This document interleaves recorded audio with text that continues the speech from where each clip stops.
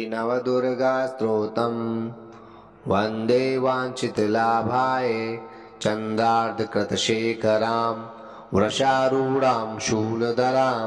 शैलपुत्री यशस्विनीं ददानां करपद्माभ्याम् अक्षमालाकमण्डलु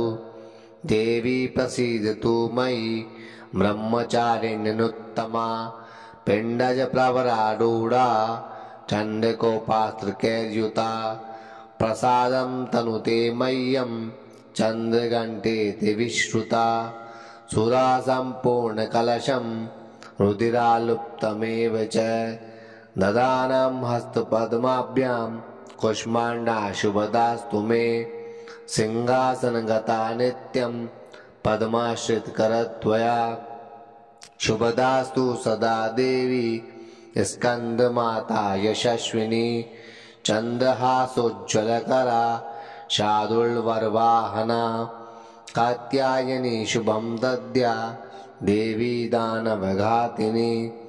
एकवेणी जपाकर्ण पूरा नग्ना खरास्थिता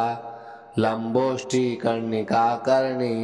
तैल्यभक्तशरीरिणी वामपादो हसल्लोह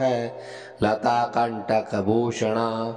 वर्धनमूर्धध्वजा कृष्णा कालरात्रिभयङ्करी श्वेते वृषे समारूढा श्वेताम्बरधरा शुचि महागौरी शुभं दद्यान् महादेव प्रमोददा सिद्धगन्धर्वयक्षाद्यैर्सुरैर्मरैरपि सेव्यमाना सदा भूयात् सिद्धिदा सिद्धिदायिनी इति श्रीनवदुर्गास्तोत्रम् सम्पूर्णम्।